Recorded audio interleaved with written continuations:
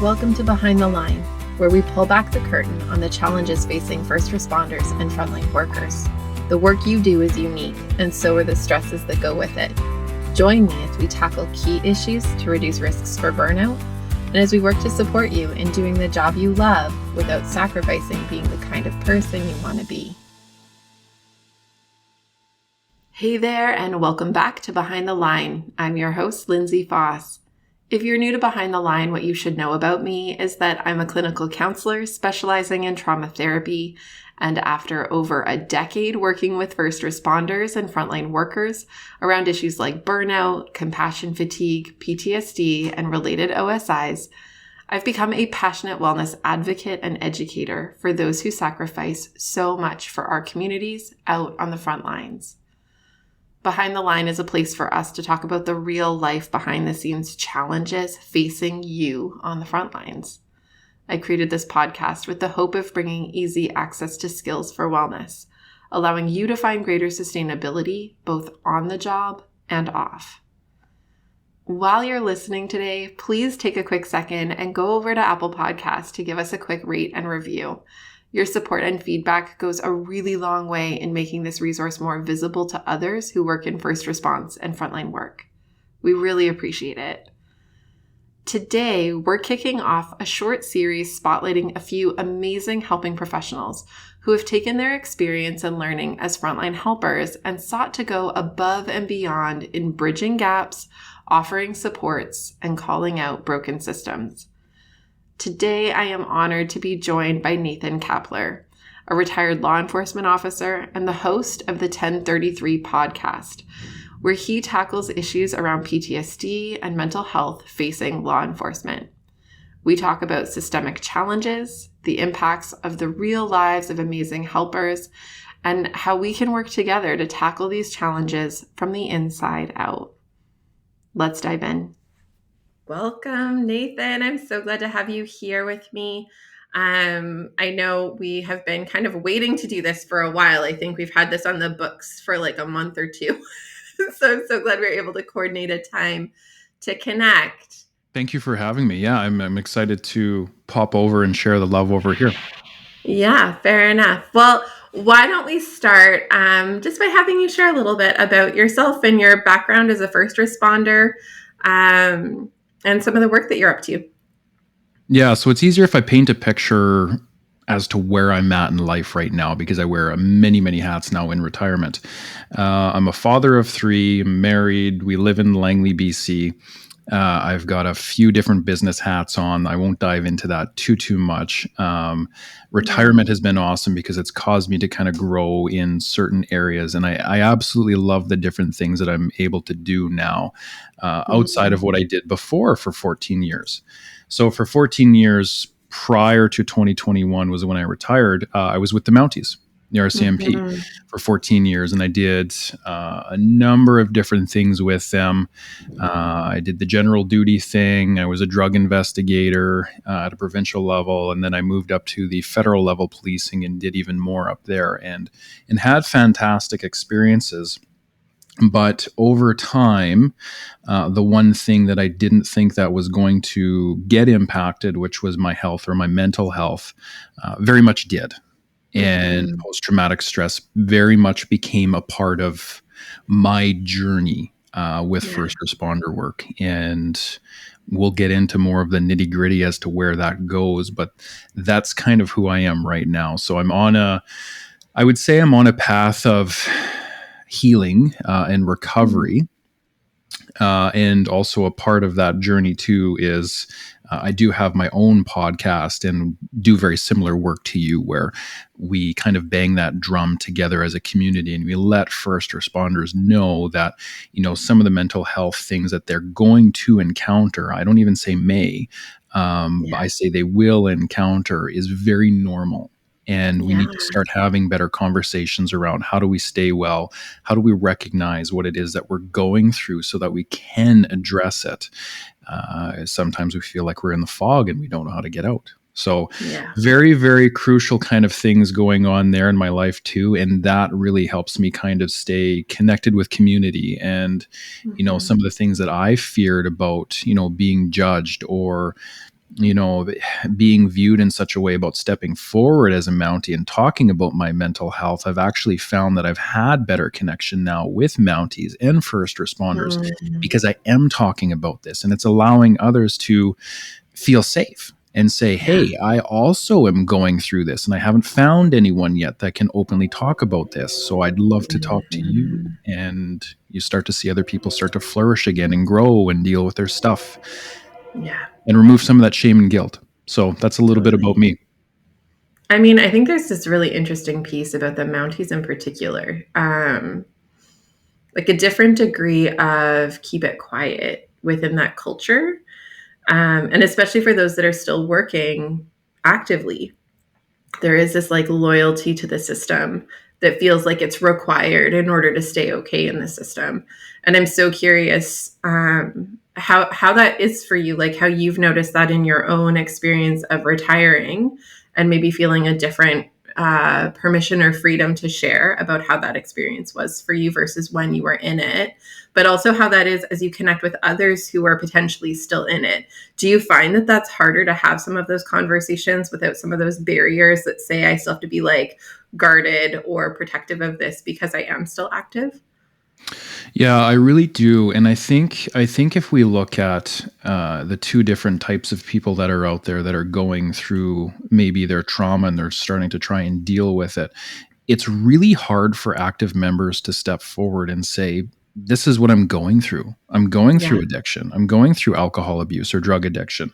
I'm going through other forms of addiction, or I'm having those sleepless nights, and I'm Yeah. scared. I'm really scared to fall asleep because of the nightmares, and I'm having these mental health issues and these interpersonal relationship issues and behavioral issues and all of these things that are happening, and it all comes from shame and guilt and whatnot. And why is it there? I kind of think from my own perspective as I reflect back to my own journey with the Mounties, is I think this is fostered from the beginning in the recruiting Mm. process. They look for people that they're going to be told to do extraordinary things regularly. And there's so many things that happen in the application process too. Like for many of us, as we reflect back to what that looks like, I can remember not hearing anything for years. And then all of a sudden they'd Mm. reach out to you and say, hey, we need, this multitude of information. You have 2 days to get it, right? And Right. it was this constant creation of chaos and unrealistic deadlines, but they want to see, Mm. who can do what they're told Yeah. and become someone that they want, Yeah. the perfect employee. So now you're taking people who have this desire and they have this prestige of what does the Mounties look like, and they're now becoming that person, and they're almost abandoning themselves to a degree to become that person. And it starts Mhm. really early on. So Hmm. now all of a sudden you have this individual who is going to literally self-sacrifice every step of the way, and Yeah. also be deathly afraid to speak out against the organization Yeah. and speak out about their own needs, their own Right. boundaries, their own mental health, the toll of the job. And now you throw in all the different issues as far as a first responder goes, where, the funding isn't the best. We're working on our own, and we're fostering this environment where we're kind of put into this, okay, you need to be this big, strong Mountie and, conquer the Mm. unfathomable repeatedly over and over and over. And we don't Yeah. have the supports and the resources in place to help you navigate that journey, but we're going to keep throwing you into the fire and expect that you can handle it. And again, Yeah. I don't approach this with cynicism or pessimism or a negative connotation here. I'm not complaining. I'm just painting that there's a very realistic kind of issue that kind of the RCMP members face, Yeah. and it's specific Absolutely. to them. So I totally get why people who are active duty can't speak out. I've interviewed many Mhm. people who, going from lower ranks of the RCMP all the way up to white shirts, all say the same thing. There's not a culture of safety within the RCMP that promotes people to step forward and say, hey, I'm breaking or I'm broken. Where do I Yeah. turn for help? Who can I trust? Who can I speak to? And that is where Mhm. I think, and you or I connected a little bit about this earlier, is if that doesn't exist, Yeah. then we're going to create an environment on the outside to let others know that they are supported and that this is all very, very normal. So I think when I became a police officer in 2007, there was very little conversation around this, and there Mm-hmm. seems to be a lot more now. Yeah. So I hope that growth is pushing us in the right direction. That we kind of perpetuate that. I mean, I'm so curious. So, like, give me the backstory to the backstory. What made you choose law enforcement to begin with? And this is always the question I'm curious about.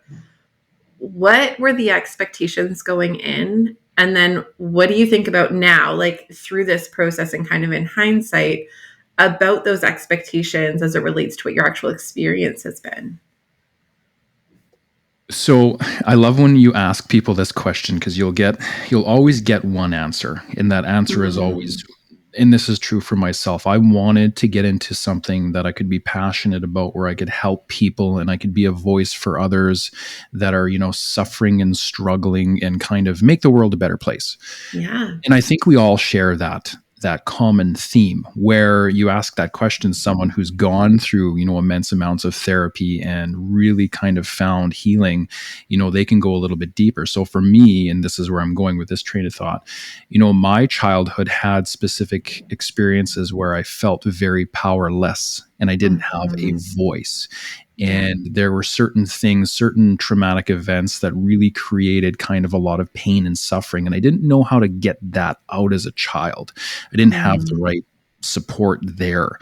So it's kind of ironic that later on in life, I would go and pursue becoming this image of a person that's in a profession that's very strong and courageous and has a voice, and he's respected, and et cetera, et cetera. Yeah. So even though in the back burner when I was growing up, I said, hey, I want to do these amazing things with my life, which was very much true. And I had a big heart and I cared for people. There's also kind of that subconscious story too behind that. I think for many of us that we really have to look at, what did our childhood look like? And why did we really subconsciously choose policing? And I think that's when a lot of healing can really start to happen, is when we peel back the layers of the onion, so to speak. So that was kind of why I chose policing. And I won't get into the nitty gritty of what happened to me, but I think we all kind of share the same story, right? Yeah. Now, I mean, you're right. I think that piece about like, I want to help people, I want to make the world a better place is pretty consistent, especially in law enforcement. absolutely right. And, having a voice and being respected and being able to speak up for others, also highlights this deeper thought of, if you're so passionate about that, where do you lack that in your own life? And I did lack that in my own life. So that subconsciously drove me to wanting to do that with my life. And there's nothing bad with this conversation, in the sense that, the route I chose to go was still, I loved it. Absolutely loved it. I fall apart later on, but these are also some incredible lessons in life that help you rebuild and grow into a new person, a new version of yourself that's much more aligned with who you are and where you actually need to be. Some people never get that lesson, which is also a shame. So I'm very fortunate to have, had a very successful career with the Mounties, and had gone through a lot and kind of found myself on the other end of it and able to still come back and lead a healthy life and give back. Now, and this is something that's very true. You touched on this, is this almost delusional thought of, painting a reality before you walk into what you get as a Mountie. And I think those two worlds are very different, very, very different. And I know they were for me. What I thought I was going to be doing as a police officer compared to what I did actually end up doing. And just the complete, if we sever those two pathways, this thought of, what is the positive change that I can affect if I'm looking at becoming a police officer, to the reality of the positive change that I could actually impact others with in that role, were two totally different things as well. So that's something that I know a lot of times, like when people come to me and say, I want to get into policing, I usually try to sit them down and just say, hey, let's figure out your vision here and make sure it is aligned with what's actually going to take place. Because I think that is a healthier approach than the way I approached what my career was going to look like. But again, I didn't have those tools or that ability to connect with people at the time that could help me that way. Behind the Line is sponsored by Beating the Breaking Point. Beating the Breaking Point is a 7-part online training program designed specifically for first responders and frontline workers, and tailored to fill the gaps in your training to support resilience and sustainability. Whether you're new to the work and wanting to cultivate tools to prevent burnout, compassion fatigue, and related concerns, or you are deep into your years on the job and have gone a few rounds with burnout and other mental health challenges, this program offers the foundational pieces you need to support personal and professional wellness for the long haul. You are a helper. You love your work and you sacrifice a lot. Investing in you and your sustainability is the best gift you can give yourself and those who lean on you. We make this program as risk-free as possible by offering a limited money-back guarantee to ensure that it's a fit for you. If you enjoy Behind the Line, you are going to love this program. Google Beating the Breaking Point Lindsay and find everything you need to get started, or use the link in the show notes. Now, back to the episode. I love that reflection, because I do think that, and I don't think this is unique to policing, but for sure it does show up in policing. I think the parts of the job that we're sold, whether that's like exposure in media or exposure in our actual lives, looks this very given way and creates these very given expectations. And then what it really looks like to be on the inside of feels so different. And one of the arguments I've made for a really long time, I need to do a study on this, is that the parts of the job that you knew you were signing up for, while hard and for sure exposing to trauma and trauma-related incidents, tend not to be the stuff that actually undoes people.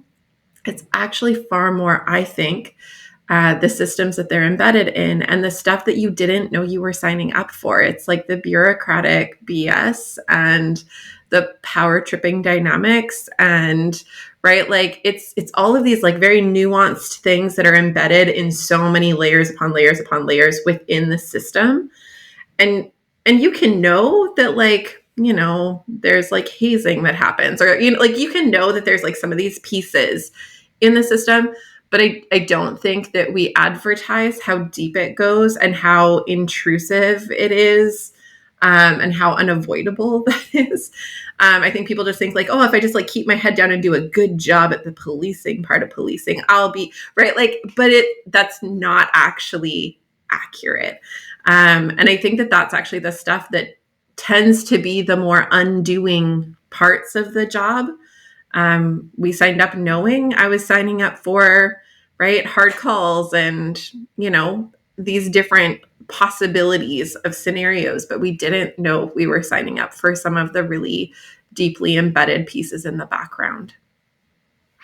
And to build on that, like, I think even from my own perspective, I think that going into this role of serving my country and, you know, putting my life on the line day after day after day and not knowing if I was going to come home or not, I kind of thought, you know what, I bet you if this is the way it's going to go for me, I'm going to serve my country with this amazing organization that I'm so proud to look up to. They're going to have my back and they're going to be there to support me along the way and make sure I stay strong and healthy and all these different things. Yeah. But it really isn't that. It's more of a give and take relationship where the Mounties will take as much as you can give, and they can only give back so much. Now, I'm not throwing stones at the glass house saying, you know, boo on you, but there is a lot of change that's required to really kind of dive into, you know, how do we support our men and women better so that they can go out and run this marathon? It's not a sprint, but we still send people out of depot in this full sprint mode and we say, go. Yeah. We've got to slow that down, and we've got to do a better job of being there to support them along the way, because it's destroying them, and it's destroying families, and it's destroying children along the way. And overall, it's degrading the impact that a police officer may be able to have on the public, right, while they're doing their job. Are they well? Right. And as something I've picked up on some time ago, just through talking with so many different people, is before I started podcasting, I even thought to a degree too, I was like, oh, you know what? There might be a bit of an issue within law enforcement. We have this thought of the bad apples that might exist.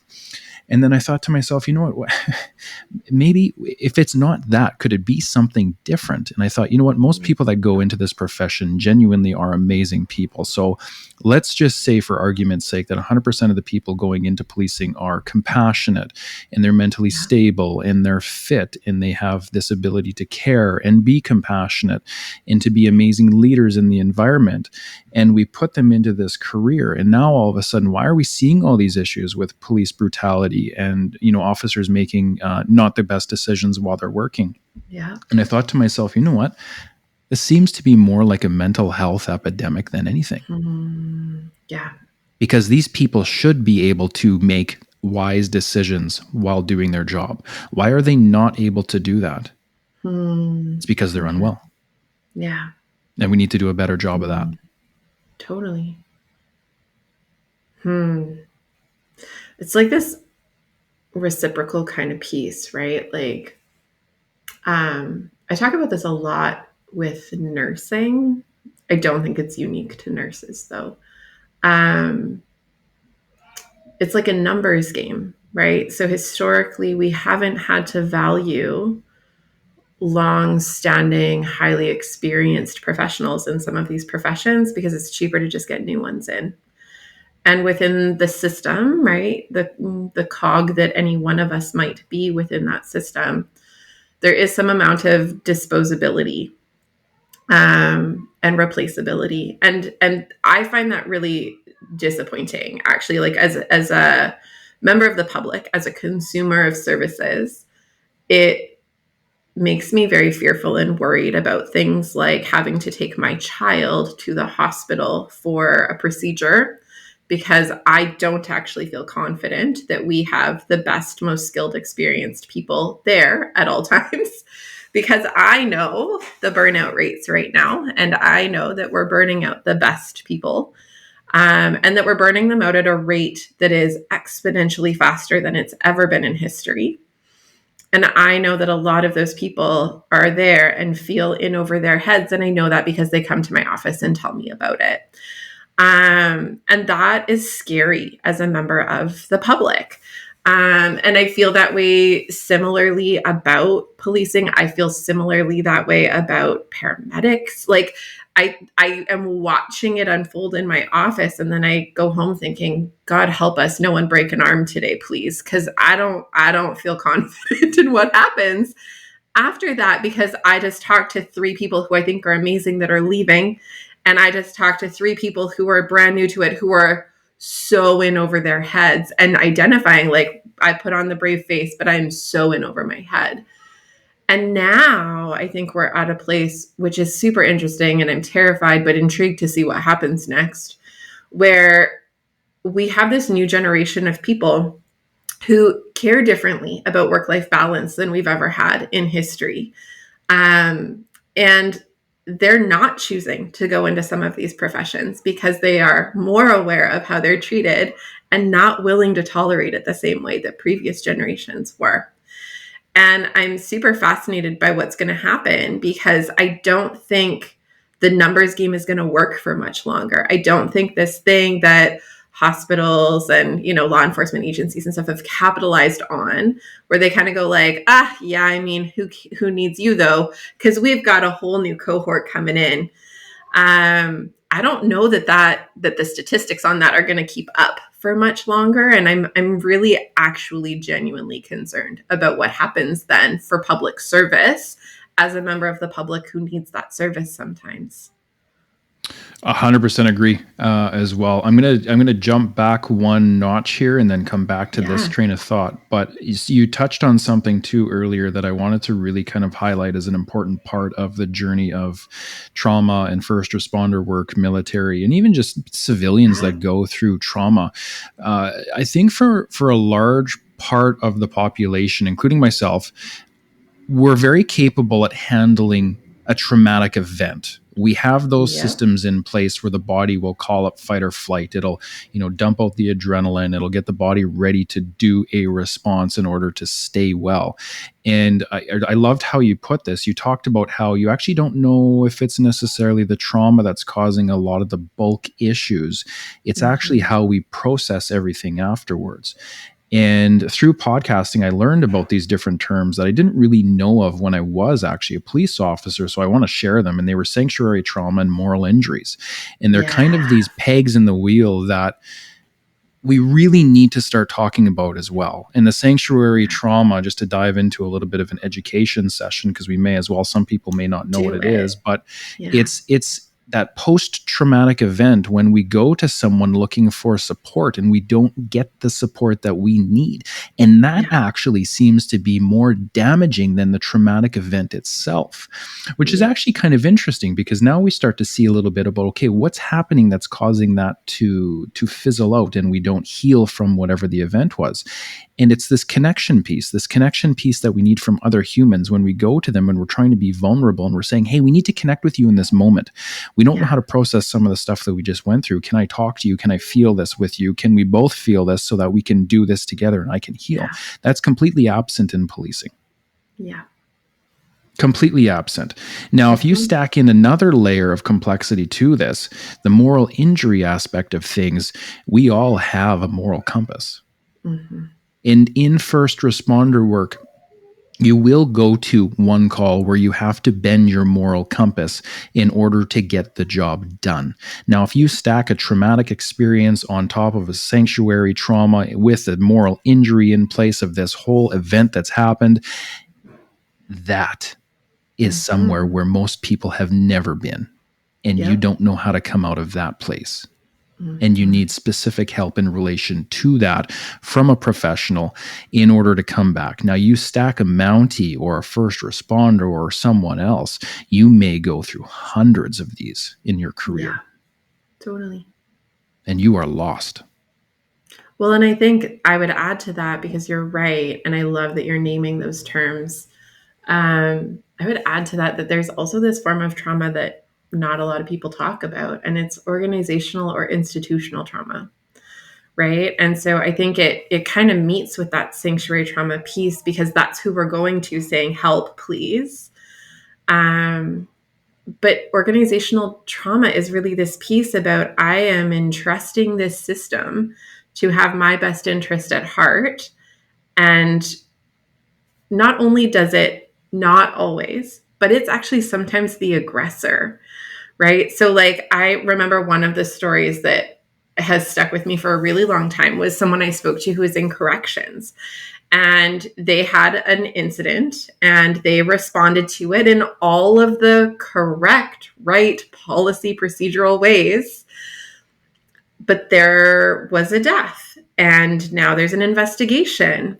And during that investigation, this person is put off on unpaid leave and is treated as though they are a problem.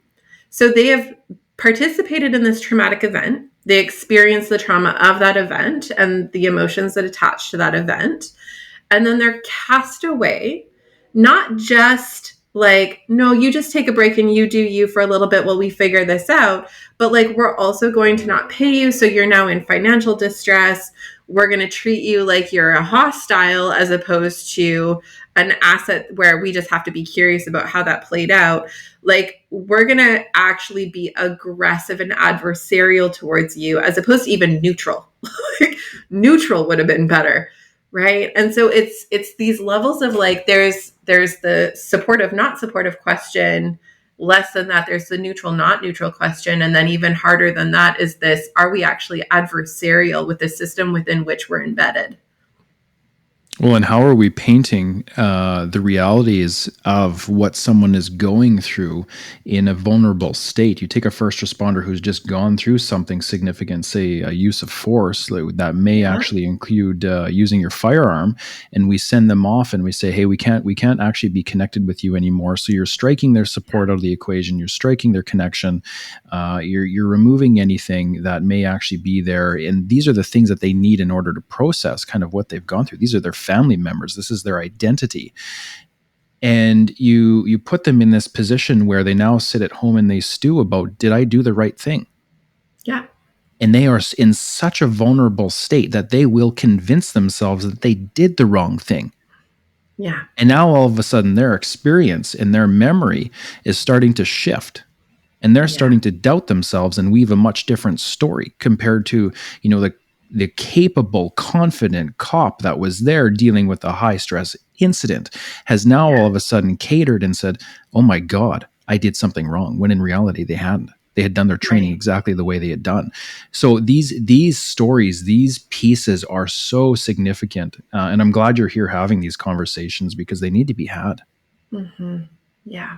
Well, and I guess, and like circling us then to the next piece in this is, likewise, I'm grateful for the work you're doing. Like, it's funny. I was talking to someone and I was saying, yeah, I'm having this person on my podcast and they have a podcast. And I just had this other person on my podcast recently and their husband has a podcast in connected related topics. And they were like, well, that seems like a bad idea. Like, that's like a bad business move to have other people they're like your competitors. Like, well, A, I don't get paid for this, but B, B, like, how about we stop being like this consumeristic, like lacking kind of mentality, scarcity mentality? How about anyone who can help just help? Like, how about, because I think there is a lot of need.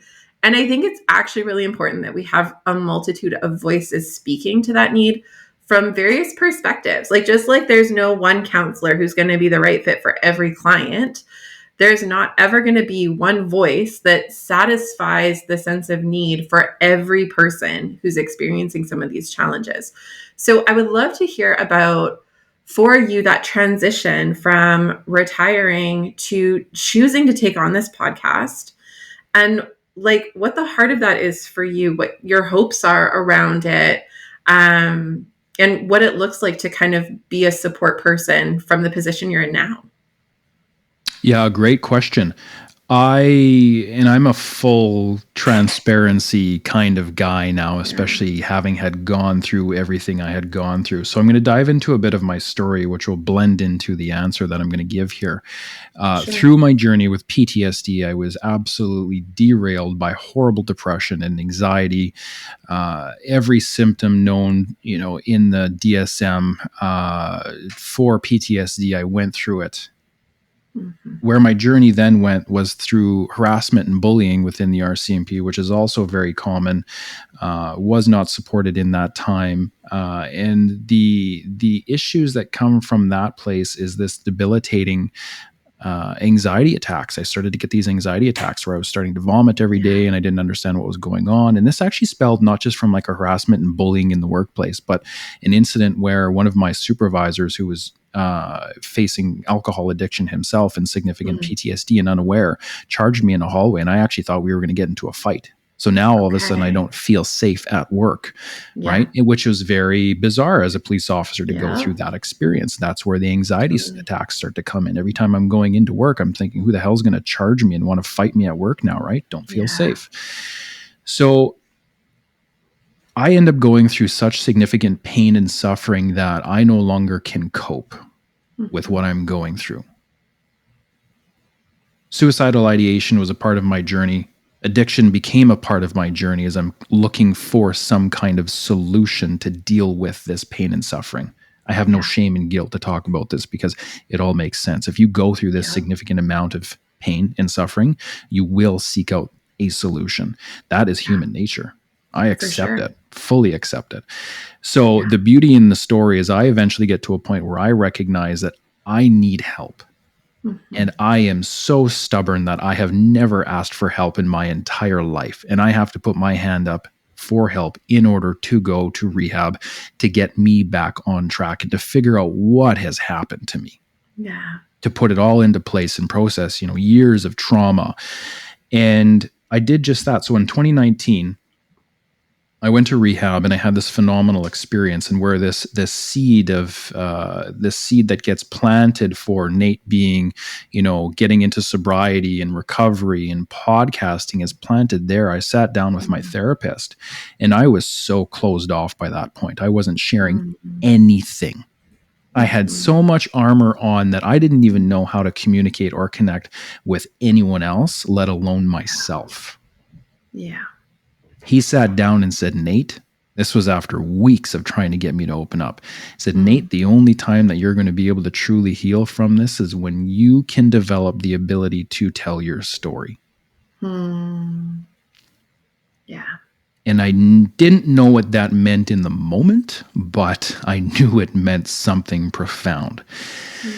So I started to slowly open up at rehab and allow feelings to come back in and express myself and talk about emotions. And equally as hard as a Mountie is having to take those steps when you haven't done that for years, that can be very, very complex. When I had come out of rehab in 2019, we get hit with social isolation again and COVID. I actually ended up relapsing. Yeah. And Okay. not surprised by that at all. Mm-hmm. Social isolation for us is not good. We lose our Yeah. support systems and things go sideways. So I Totally. end up starting to go back down the path into addiction. And I recognized in that moment that I've got one Hail Mary here to keep everything intact. And that was, how do I do this? What do I need to do in order to get myself back on track? And I remember that message of, you've got to get out and tell your story. And I knew enough about trauma now at this point to know that social isolation wasn't a good thing and that I needed people in my life in order to stay well, because I was pushing them away, right? Because of the trust issues and everything that comes with that space. So I actually started talking on TikTok at the time because that was the most comfortable thing for me, where I didn't know anybody on TikTok. So I could come out and tell my story and it was okay. It wasn't the inner circle. And eventually over time, people were showing up and I was getting, different pieces of feedback, and this is great, and can you interview someone, because we all kind of go through this, oddly enough. And so I started to have people on TikTok, but you can't actually record those videos. Right. And so I eventually, over about a year of getting used to talking, I eventually said, there's a need here. There's a very legitimate need here. And I know the day where I finally said, I'm going to finally get out into the world and start telling my story, and I'm going to start advocating for myself and believing in myself and remove all of this shame and this guilt and this horrible emotion that comes with PTSD, was the day I decided to podcast. And kind of the last thing that nudged me on that path was the day when 2 police officers had taken their lives. And in the news, everyone said, why did this happen? Why did this happen? This shouldn't have happened, blah, blah, blah, blah, blah. The normal, typical news stories. And I just looked at this and I was just like, I know why. Yeah. And we've got to do a better job of getting that why out there and talking about this and making people feel okay so that they can step forward and they don't have to take their own lives. And that's how the podcast was born. It's amazing the things that are born out of need, right? And it's so 1033 need is what it is. Yeah, in 1033, I chose this name because that's our call sign for help when we're officer down, things are going sideways, we need help. But what's interesting is we can get very good on duty asking for help when we're in a serious threat that we don't know how to respond to because we've undergone the training. But yet when we go home, how do we ask for mental health help? We don't know how to ask. And that's where the name came from, 1033. Well, I love it. And I think it's so funny is not the right word, but it's what I'm going to use. It's so funny because I think that's exactly why this podcast started too, was this piece of like, I listen to so many people from various first response, frontline work professions talk about the degree of training that they have for the thing that they do and the shock that they have about the fact that they weren't trained to analyze their own okayness. So, right, like I remember having a client share with me, there's this poster on the wall at my work, and it's got this like picture, and it's almost like a "we need you," except it's like "watch out for PTSD." And that's all it says. That's it. Watch out for PTSD. And it's so interesting because it's like if you went to a new place and they said, watch out for, and then named an animal, right? Watch out for bears. If you didn't know what a bear looked like, if you didn't know what a bear was, you wouldn't know how to watch out for it. And you would see this cute, cuddly thing walk over and you would want to pet it and it would eat you, right? Like, why do we not train people who are very likely to engage with bears what a bear looks like? Why are we not training people to like how to handle a bear when you know what a bear looks like so that you're not eaten by this? And it's the same with PTSD. It's the same with compassion fatigue. It's the same with burnout. Why are we not training people to know what to look for so that we're catching it when it's still way down there and I can see it coming instead of when it's like smacking me upside the head and beating me senseless? Why aren't we doing that differently? And that's, I think, the thing that started the podcast for me was like, I'm so tired of having this conversation. This shouldn't be new information and it's not rocket science. Yeah. No, this is not rocket science at all. This is human behavior. This is classic human behavior in response to significant abnormal events that are going to cause you to do things that for you actually feel normal in the moment because the body is responding this way, but it's completely abnormal. And one of the things too, I love how you said this, is we don't do a good job of arming our people with the proper knowledge, and not just the knowledge, but how does this look like? What is this going to look like for you? What is this going to feel like? How do you become your own doctor along this way? Because I can tell you now at this stage of the journey of my PTSD growth and recovery, I can check in with the body now. I have that ability and I can tell you exactly where my stress is. I can tell you why that's there. I can tell you what I need to do next in order to get that, dealt with so it doesn't accumulate. And even the shifting, just the perspective of where does this stuff exist? It actually doesn't exist in the head. It exists in the body, right? We're not telling our men and women that, hey, the reason why your stomach has been hurting for the last 2 years and you've had, irritable bowel syndrome, or you've had different pains and ailments in the body, that's stress. And if you live with that long enough, it's going to impact your mental health. Yeah. So we've got to get better at treating the body better. Yeah. The mind too, yes. But, and shifting the dialogue of what does this look like? I know when I sit down with people and they're like, oh yeah, mental health, that's all in your head. I'm like, oh, no, it's not. It's mind-body connection. Here's why, here's the story. And they go, oh, never really thought about it that way. Well, and it's like not even just this story in a moment. It's the story told over time, right? So like one of my favorite books of all time is Gabor Mate's When the Body Says No.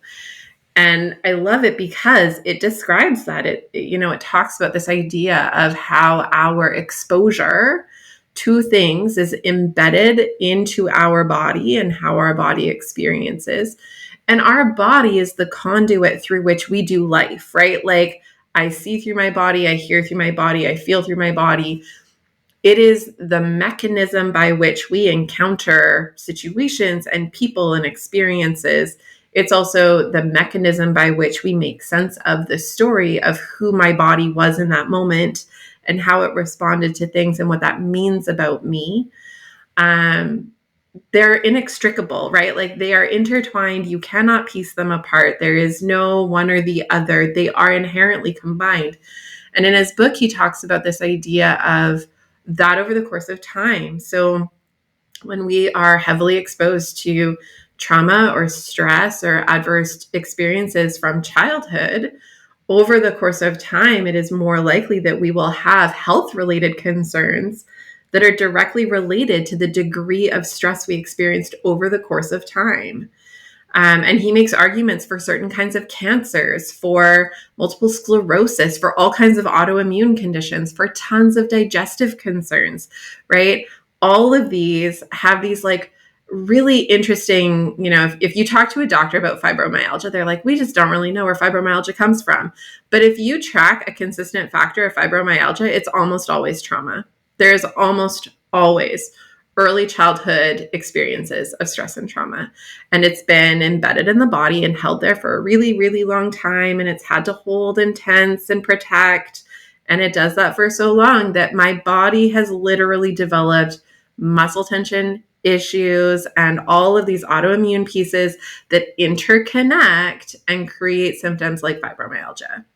Right. And so it's so fascinating because it is all interconnected. And I love, Nate, that you brought up this piece about like that my upbringing influenced my decision to go into policing, but also probably has impacts in the outcomes of my policing, right? That like there are ways in which we tend to think it's just the job, and the job's a huge part of it. And it can be just the job.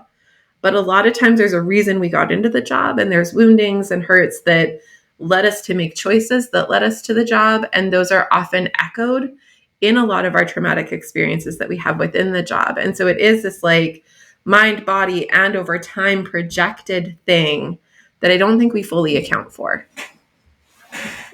No, and we can't because we're still quite young in this journey of civilization and experiences, and we still don't understand a lot about the mind body connection. Yeah, there's some amazing individuals out there that are doing some amazing work. Dr. Gabor Mate is one of them, and the story that he's trying to paint is going against the grain right now, because we're starting to actually shift our perspective on disease. And I mean, if you break the word down, disease is a state of not being at ease. Yep. You're not calm. Yeah. The body is not in a place where it can feel like it's safe. We all know that feeling from childhood. Yeah. Right? And if we live with that long enough, what does that chemical makeup look like inside the body? And what is that doing to promote this more unhealthy version of yourself that's going to allow disease to come in? Your cancers, diabetes, and this gets into nutrition too as well at the same time. So we've got to be careful. But I wholeheartedly agree with you that we've got to really slow down and focus more on the body and make sure that it feels safe. It's in a state of relaxation, because we just need to get out of the way. When we do that, we promote the body being well. It takes care of itself. It heals itself. It does what it needs to do when we give it the proper nutrition and food and remove the stress. And, we do all the things that we need to do. It's so simple. We don't have to do anything. So simple. Just the hard work. Right. It's totally agree with you. And I love that you brought this up too. And this is where I think for many first responders, you get stuck in this marathon race and you forget all of these lessons and you just get stuck in this let's charge forward. But at the same time, you've got to slow down and you got to pay attention to what you're doing on your days off or even at duty. Check in with the body and really focus on, okay, where am I holding that muscle tension right now?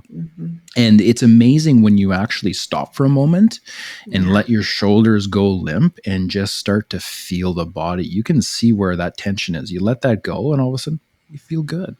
Yeah. That feels nice. You're breathing differently. You're actually taking deep breaths.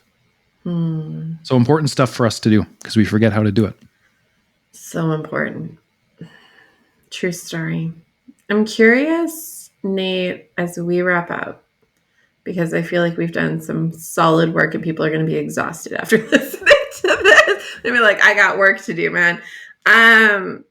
Is there anything else that you would want people to know about what you're doing, or ways that we can kind of point to resources that you value, and including your podcast, but any other resources that feel important to share?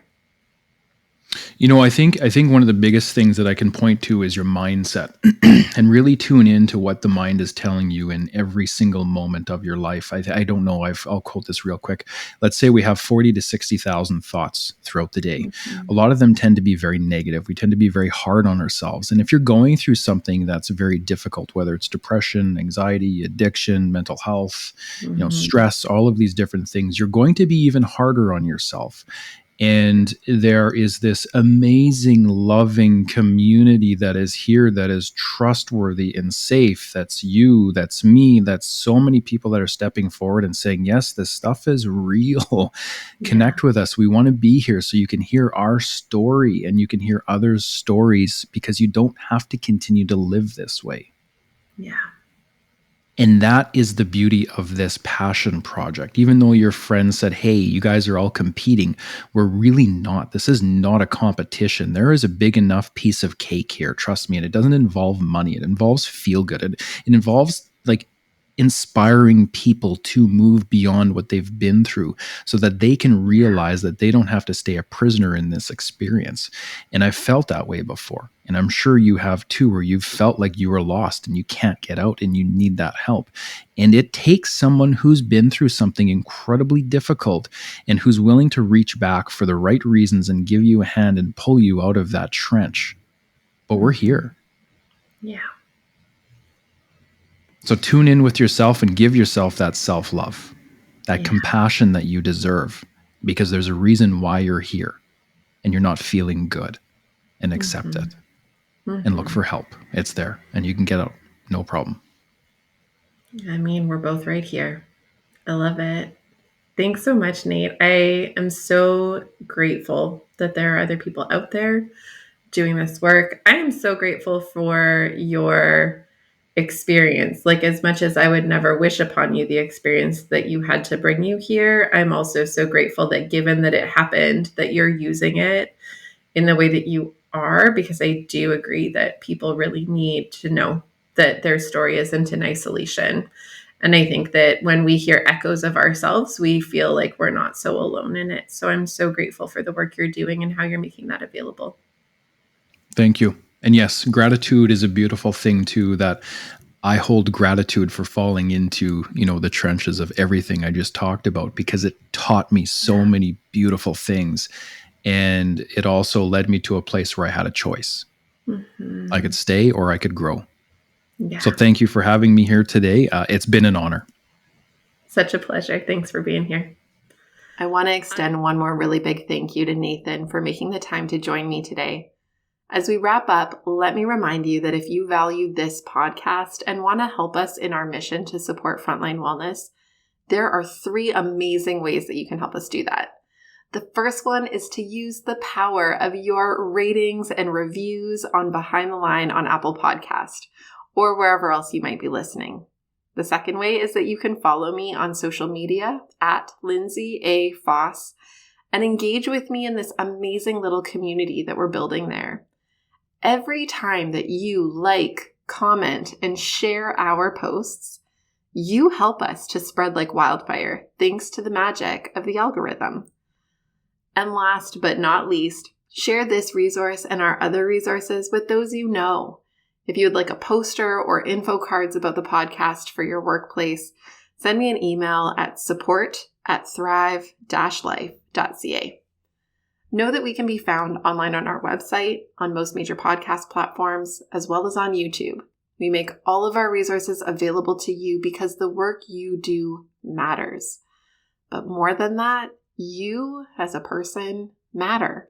And we want to make sure that you have what you need to keep up the good work at work, as well as in your real life outside of work. So use it and share it. And until next time, stay safe.